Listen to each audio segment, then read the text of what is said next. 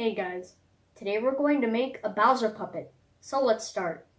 The materials are glue, scissors, googly eyes, a marker, colored papers, and a paper bag.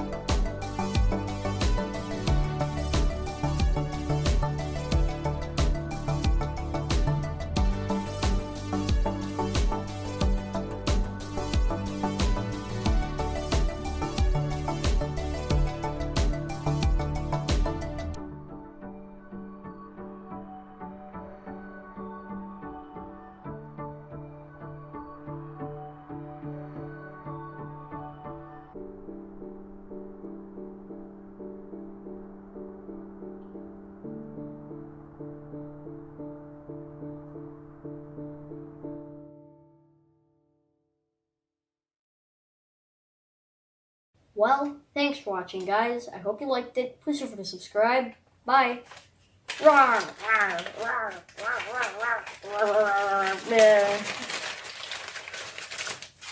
The big Bowser battle. Who's gonna win?